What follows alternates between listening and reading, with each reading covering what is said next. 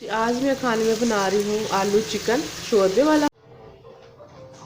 बिस्मिल्लाहिर्रहमानिर्रहीम। अस्सलाम वालेकुम। कैसे हैं आप सब लोग? उम्मीद करती हूँ कि सब ठीक होंगे, खैरियत से होंगे। अल्हम्दुलिल्लाह मैं भी ठीक हूँ। आज का व्लॉग मैं स्टार्ट कर रही हूँ सुबह मॉर्निंग से। बच्चों को मैंने नाश्ता वगैरह दे दिया था। तो बस जब बच्चों को नाश्ता दे रही हूँ तो आपको पता है कि हलचल होती है बच्चों को। इस टाइम कोई रिकॉर्डिंग का कोई सीन नहीं होता कि हम रिकॉर्ड कुछ कर सकें। बस ये होता है कि बच्चों को नाश्ता वगैरह करवाना है। तो जब फिर मैं खुद रिलैक्स होके बैठ के नाश्ता करती हूँ तो फिर ही मैं कुछ रिकॉर्डिंग कर सकती हूँ। तो बस इधर आज मैंने ऑमलेट बना लिया था, साथ चाय और एक ब्रेड ले ली थी मैंने। और अभी मैं सोच रही थी कि दोपहर के लंच के लिए मैं क्या बनाऊँ। और नाश्ते से फ़ारिग होने के बाद फिर मेरी जो हेल्पर है वो आ जाती हैं। घर का फिर सारी क्लीनिंग वगैरह की है तो बस साथ साथ लगना पड़ता है। डस्टिंग वगैरह मैं खुद करती हूँ सारी। तो आज ना मैंने मटर मंगवा लिए थे ज़्यादा ना, क्योंकि अब मटर का मेरे ख्याल में सीज़न ख़त्म होने वाला है तकरीबन। और ना जैसे आगे रमज़ान शरीफ भी आ रहा है माशाल्लाह। तो आप सबको मेरी तरफ से मुबारक हो। कहते हैं ना कि एडवांस में मुबारक देनी चाहिए।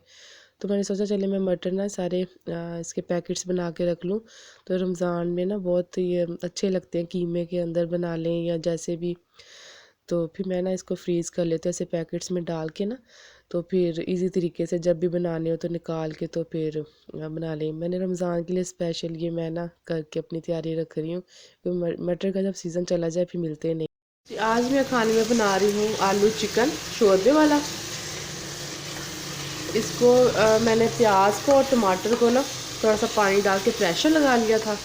वो सॉफ्ट हो गया, उसको मैश कर लिया। फिर इसके अंदर ऑयल डाल के उसको हल्का सा गोल्डन ब्राउन करके उसमें अदरक लहसुन का पेस्ट ऐड कर दिया 1 चम्मच। उसके बाद नमक, काली मिर्च पिसी हुई आधा चम्मच, लाल मिर्च आधा चम्मच पिसी हुई, और साबुत गरम मसाला आधा चम्मच, हल्दी आधा चम्मच, और हरी मिर्चें भी आपने इसके अंदर बारीक कट करके वो भी इसमें ऐड कर देनी है। और चिकन पहले मैंने डाल के थोड़ा सा इसकी बुनाई की है, मैंने आलू ऐड कर दिए। बस अब इसकी अच्छी तरीके से बुनाई करके तो जितना मुझे पानी चाहिए होगा, शोरबा चाहिए होगा, तो उतना ही मैं उसमें पानी ऐड करूँगी।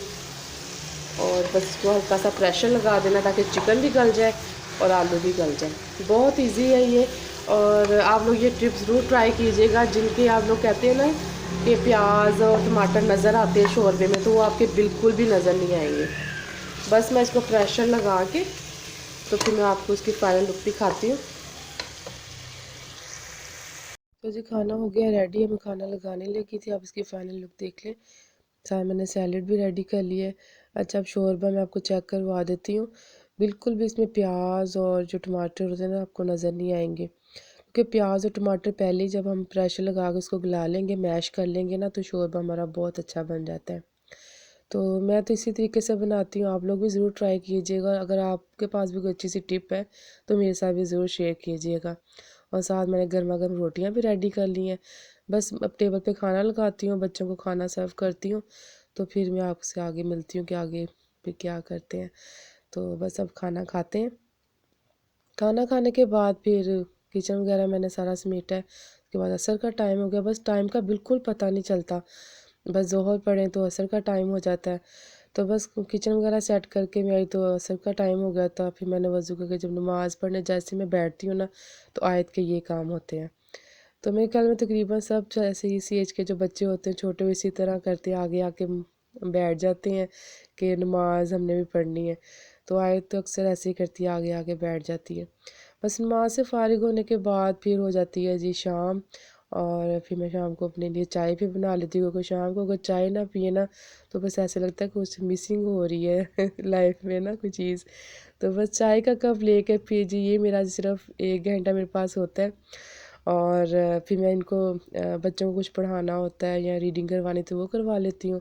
और साथ ही ये है मेरा कह लें कि मेरी भी मैंने अपनी कॉपी बनाई हुई है कि जो भी मैं टॉपिक जो मेरा होता है वीडियो से रिलेटेड, उसके मैं टैग्स वगैरह जो भी मैंने कॉपी करने होते हैं या मैंने नोट करने होते हैं तो इस पे मैं नोट कर लेती हूँ।